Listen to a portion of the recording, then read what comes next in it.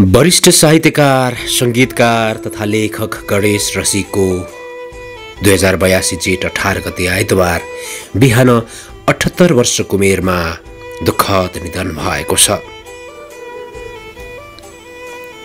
उहाँ ललितपुरको हरिसिद्धि स्थित नेपाल क्यान्सर अस्पतालमा प्रोस्टेट क्यान्सरको उपचार गराइरहनु भएको थियो। रसिकको पार्थिव शरीर हाल महाराजगञ्ज स्थित शिक्षण अस्पतालमा राखिएको छ। उहाँकी छोरी बेलायतबाट फर्किएपछि राष्ट्रिय सम्मानका साथ अन्तिम दाह संस्कार गरिने भएको छ।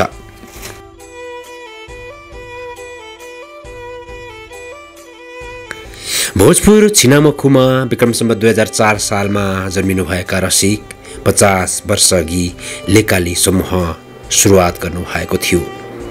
गीत गाउँदै गाउँ गाउँ डुल्ली हिँड्नुहुन्थ्यो। लाहुरे संस्कृति संस्कारमा हुर्किनुभएका उनी एक बहुआयामिक व्यक्तित्व हुनुहुन्थ्यो, जो आफ्ना गीतमा नेपालीका दुःख, सङ्घर्ष र सपना लेख्नुहुन्थ्यो, गाउनुहुन्थ्यो।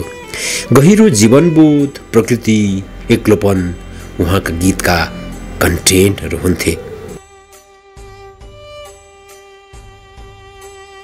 ओ याङ जिनाना, नुन जस्तो बिल्ने जिन्दगीलाई ढाकरमा बोकेर धेरै सम्झे धेरै हुन्छ, हाम्रो घरबाट ट्याम्के डाँडा, ओ शून्यता, घरबेटी नानी आँगनीमा देउन मलाई बास, नखेल्नु जुवा र तास, रातो भाले क्वा क्वा लगायतका दर्जनौं गीतहरू उहाँका कालजयी गीतहरू छन्।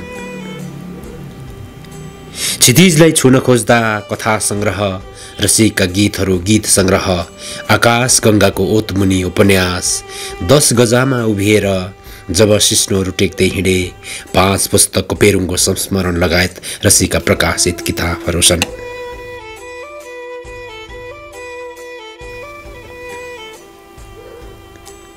लेकाली बन्नु अघि उहाँ राल्फा समूहमा हुनुहुन्थ्यो।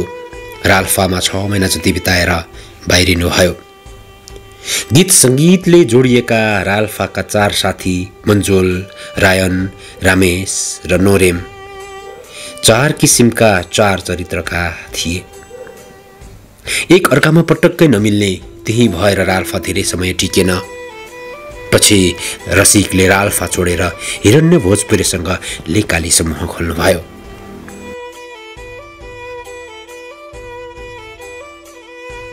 रसिक जिन्दगीभरि वियोगबाट प्रताडित भइरहनुभयो।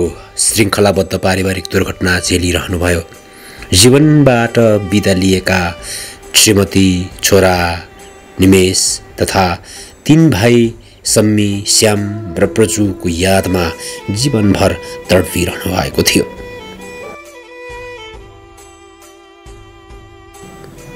म पनि ठुलो गायक बन्छु भन्ने कान्छो भाइ सम्मी विक्रम सम्वत 2040 असार 5 गते मध्यझरीमा आफै जन्मेको घरको बुइगलमा पासोमा झुन्डिएर आत्महत्या गरेका थिए। विक्रम सम्वत 2051 पिखुवा खोलाको भिरबाट लडेर संसारबाट बिदा भएका थिए अर्का भाइ श्याम। एक फुर्तिलो नवयुवकले ऐया आमासम्म पनि भन्न नपाइकन संसारबाट बिदा भएका थिए।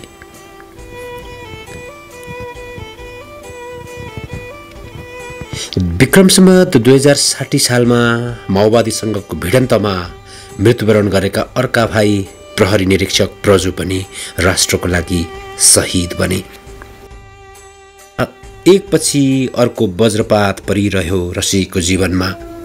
32 वर्षको लौलौ खौखौ उमेरका छोरा निमेश पनि 2067 मङ्सिरमा कहिल्यै नफर्कने महायात्रामा हिँडे। फिक्कल इलामको घरमा सुतिरहेकै बेला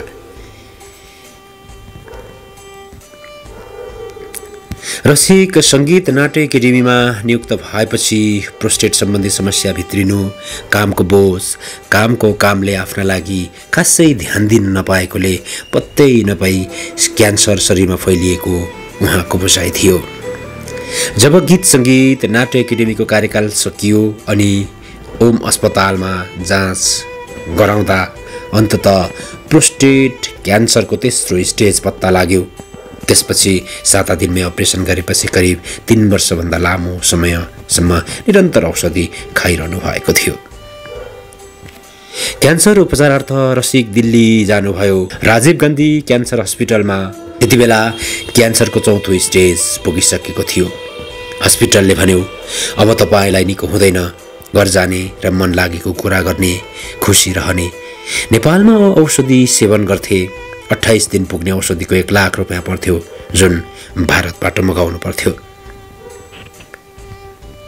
रसिककी पत्नी निरालाई पनि ब्रेस्ट क्यान्सरले भेट्यो।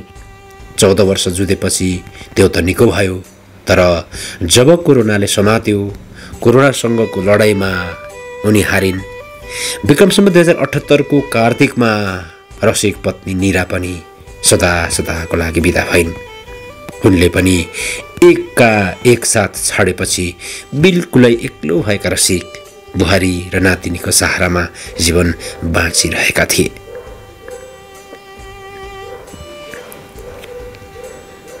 रसिकले सांस्कृतिक क्षेत्रमा रत्न रेकर्डिङ संस्थान र साझा प्रकाशनका अध्यक्ष तथा महाप्रबन्धक, सांस्कृतिक संस्थानको महाप्रबन्धक र नेपाल नाट्य सङ्गीत प्रज्ञा प्रतिष्ठानको सदस्य सचिवका रूपमा समेत काम गर्नुभएको थियो। रसिककी आमा रत्नमाया राई पनि क्यान्सरले बित्नु भएकोले सानैमा आमाको मायाबाट वञ्चित रसिकले भोजपुरमै 1 देखि 10 कक्षासम्म अध्ययन गर्नुभएको थियो। विक्रम सम्वत 2022-23 सालतिर काठमाडौँ आउनुभएको थियो। यो कङ्क्रिट सहरमा मन नअडिएपछि विक्रम सम्वत 2050 सालतिर इलामको फिक्कल पुग्नुभयो। त्यहाँ राजनीति गर्नुभयो।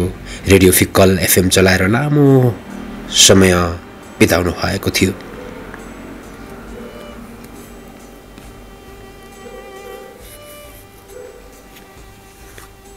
केही वर्षदेखि प्रोस्टेट क्यान्सरबाट ग्रसित भएपछि भक्तपुर बालकोट निवासमा रोगी जीवन बिताइरहनु भएको रसिक बुहारी सुस्मिता, नातिनी निनिसाका सहारामा बाँचिरहनु भएको थियो। कवि, गीतकार, गायक, सङ्गीतकार गणेश रसिकको निधनले राष्ट्रले अपूरणीय क्षति बिहोर्नु परेको छ। नेपाली गीत सङ्गीत कला साहित्य क्षेत्रमा ठुलो अपूरणीय क्षति भएको छ। उहाँको सृजना र उहाँको गीतहरू नेपाली मन मस्तिष्कमा सदा सदा गुन्जिरहनेछन्। सदा ढुकढुकी बनेर धड्किरहनुहुनेछ। कवि, गीतकार, गायक, सङ्गीतकार गणेश रसिकप्रति अगाध श्रद्धासुमन व्यक्त गर्दछौँ।